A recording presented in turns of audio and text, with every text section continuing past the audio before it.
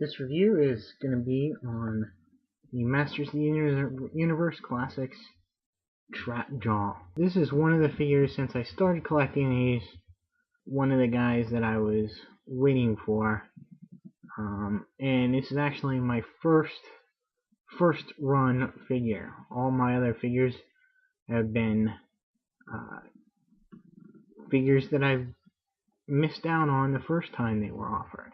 Trapjaw was my favorite villain from the original series. As cheesy as it was, this guy was my favorite figure from the line. Mattel's and the Four Horsemen have done just a wonderful job in bringing that character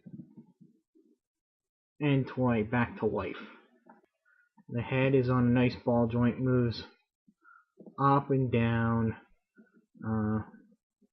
cocks a look to the left and right, and so you have a great deal, lots of poses. Arms, standard, go all the way around. The bicep, elbow, wrist, even on the mechanical arm, and you do get some motion. It's not as much as this one because of the way this mechanical arm is up here, the molding there, but it does go in and out. It swivels and bends and swivels here at where the attachments go. It has the abdominal crunch and very stiff moving waist articulation. Legs and forward and back, in and out, and they rotate up here, bend at the knee, and rotate down here at the upper calf. They bend at the ankle. Now, I think he's painted really well too. You have this nice kind of metallic electric blue on the highlights of his mechanical arm here, as well as on the boots over here. This little band here, and this arm is all painted in that same mechanical blue with the green highlight, and very nicely painted. There's no slop. His face, right there, very bright green, nice purple, pink purple helmet and jaw, highlighted with the gray. I mean, you can see, but it's very nice.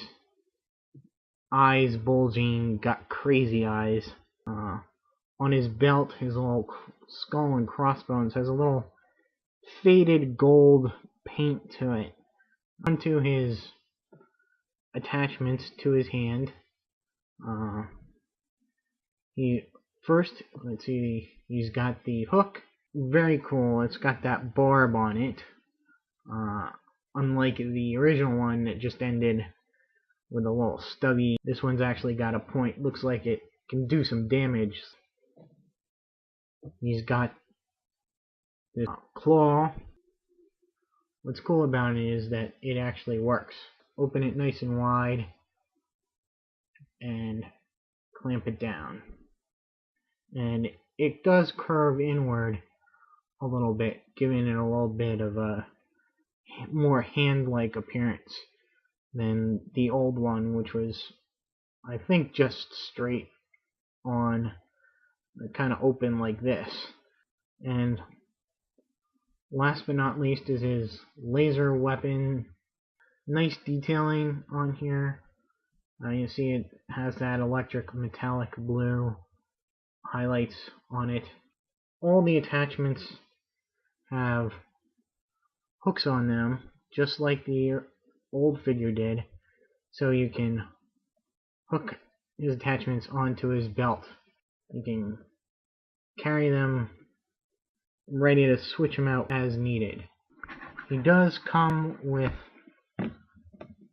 a spare head, which is the way he looked before he got turned into Drapjaw, and another arm that is the mirror of this arm.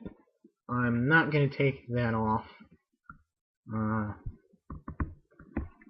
I'm sure it's quite easy, but I'm just not going to bother. So one other thing is that he does have a functioning jaw, but if you can see underneath there, he has the you can see where his real jaw has been ripped off.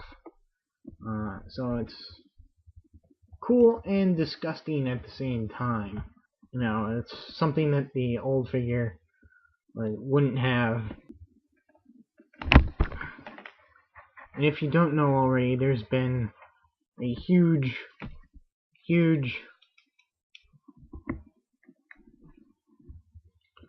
flack over just how fast this guy sold out on MattyCollector.com. You're gonna have to either wait for him to come around a second time, or you're gonna have to find him on eBay or another toy site and pay lots of money for him.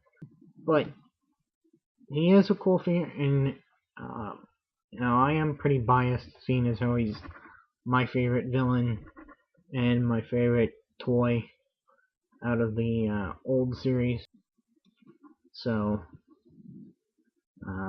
but yeah, if you're collecting these guys, he's definitely a good one to have. Yes, that'll be it for now. Stay tuned for my next review on the other figure that was released on the same day. And I think you probably know that it's a big one.